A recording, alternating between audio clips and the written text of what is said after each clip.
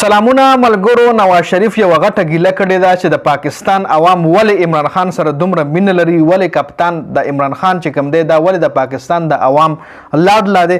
عمران خان حکومت ختم شو نو د هغه دپاره وایي ټول قوم راوتی او چې کله زه نااهل شوم نو زما دپاره یو کس هم نو راوتلی.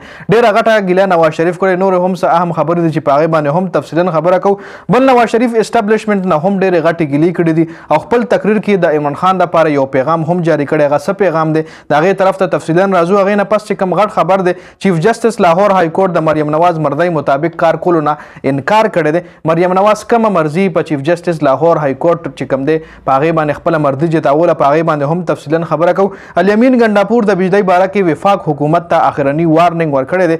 دې نه پس په الیمین ګنډاپور څه کوي که چېرې دا وارننګ ونه منلی شو، په هغې هم تفصیلا خبره کوو. نواز شریف ډېر زر ګرفتار کېدی شي. نواز شریف څه جرم کړی دی او اصل جرم او خپل هم د جرم اعتراف هم په خپله کړی دی. دا ټول تفصیلات په دې ویډیو کې تاسو سره شریک کوم. ویډیو خپله هم مکمل وګورئ او مخکې ملګرو سره ضرور شریکئ. 2 ورځې مخکې تقریبا نواز شریف یو تقریب نه خطاب کړی و چې هغې کې دا خبرې هغه کړې وې چې زه کومې خبرې اوس په دې تقریر کې وایي کوم نو بلکل ریښه حقیقت خبرې کوم. هغه ویلي نواز شریف په خپل تقریر کې دا ویلي چې پاکستاني قوم نه زه ډېر غټ ګیلمن یم چې کله زه نااهل شم نو زه وزیر اعظم هم د ملک او د قوم وزیر اعظم نااهل شي او د هغه دپاره د قوم څوک هم نه روزي، هېڅ قسم ایکشن نه اخلي قوم. زما دپاره قوم هېڅ قسم قرباني نه ده ورکړې، هېڅ قسم ایکشن نه وایستلی. زما دپاره قوم خاموش پاتې شوی و او چې کله وایي عمران خان نااهل شو نو د هغه دپاره ټول قوم راوتلی او ټول قوم احتجاج کړی. عمران خان وایي ولې د عوامو لاډ لا دی، عمران خان ولې عوام خوښوي، دونه زیاته مینه ولې عمران خان سره عوام لري. دا غټه ګیله نواز شریف کړې ده. د دې جواب تاسو په کمنټ کې ورکړئ چې ولې عمران خان سره د پاکستان عوام مینه لري. نواز شریف دا هم وی چې کله 2013 کې زموږ حکومت راغلو نو ما عمران خان سره بنګاله کې ملاقات وکړو او ما عمران خان ته ووی چې د ملک دپاره به یو ځای کیږو او د ملک دپاره به ټولې فیصلې په یو ځای کوو. خو دې نه پس ټول وایي لندن ته لاړل او هلته یو سازش شو.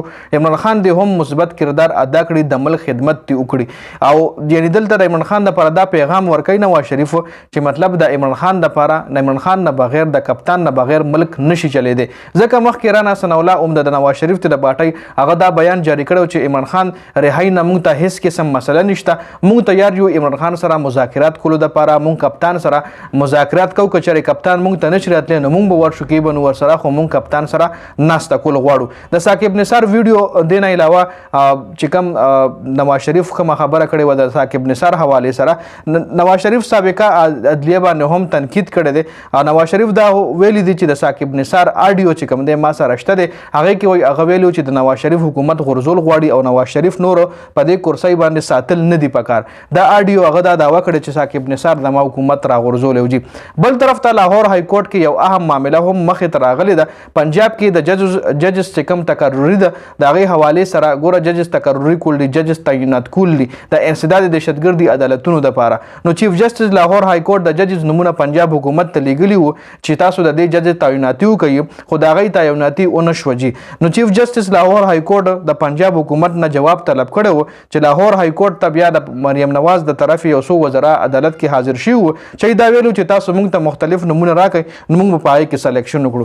ادای مطلب دا دی چې انسداد دهشتګردي عدالتونو کې خو د عمران خان د 9 مۍ واقعیت کیسونه چلي. نو دوی وایي چې موږ هغه جج سلیکټ کړو چې د موږ مطابق فیصلې وکړي چې هغه عمران خان ته یا د عمران خان چې کم کسان دي، د کپتان چې کم کسان دي چې یې له سزاګانې ورکړي. خو عدالت ورله ویلي چې نه وروره نمونه به تاله موږ خو ډېر نه درکوو چې ته به یې کسان سلیکټ کړې او ته به هغه بیا تعینات کړې. نمونه سلیکشن آلریډي شوی دی، موږ به صرف تاله نمونه درکوو ته پرې دستخط کړې چې بالکل دا کسان به سلیکټډ دي آلریډي. ای کې دستا کار نشته، دا غیر قانوني کار ده چې زه به تاله یو لمبه چوړه لیس درکم وایي کې او بیا ته کسان سلیکټ کړې. دا لاهور های کورټ مریم نواز ته حق الله جواب ورکړی دی چې سلیکشن به ته نه کې، سلیکشن آلریډي شوی دی، ستا صرف دستخط دی چې دا کسان صرف تعینات شي او دوی خپله کاروایي شروع کړي. مطلب ته به سلیکشن نه کې چې تاله زه ښه ډېر نمونه درکم وایي کې به ته کسان راوچت کړې، ته به په پیسو والې وه او بیا ته په ډیوټیانو باندې ولګې وایي به بیا فیصلې کوي. نه جي وایي دا غیر قانوني کار دی. نو صفا انکار یې ورله کړی دی. جي بل طرف ته الیمین ګنډاپور وفاق حکومت ته اخرني مهلت ورکړی دی. الیمین ګنډاپور ورته ویلي چې زه تاسو ته 15 ورځې ټایم درکوم او د بجلی مسله په کې پی کې کې حل کړئ او که چیرې تاسو موږ ته ریلیف را نکړو کې پی کې ته مو ریلیف را نکړو نو بیا به زمانه ګیله نه کوئ. ځکه د بجلی بټن وایي ما سره د بجلی بټن په کې پی کې کې ده موږ سره ظلم هم کېږي او بل طرف ته تاسو په موږ د بجلی چوري الزامات هم لګوئ. موږ ته خپل د صوبې حق راکړئ او بقایاجات چې زموږ تاسو سره کم دي هغه هم جمع کړئ ځکه د بجلی پیداوار په کې پی کې کې کېږي. څنګه چې د کشمیر عوام راووتله ویوي چې بجلی موږ ته ارزانه کوي ځکه بجلی پیداوار په کشمیر کې کېږي. احتجاجونه وکړ بجلی په کشمیر کې ارزانه شوه جي لوویسټ ریټ چې کم دی د پاکستان کې د بجلی چې کم چلی په کشمیر کې چلی نو دغه رنګ د کې پی کې عوام به هم یو ځل راوځي او دوی به دغه رنګ احتجاجونه کوي ورنه یونټ په 100 نه هم وړي ډېر زر جي. بل طرف ته نواز شریف ډېر زر یو جرم کې گرفتار کېدی شي.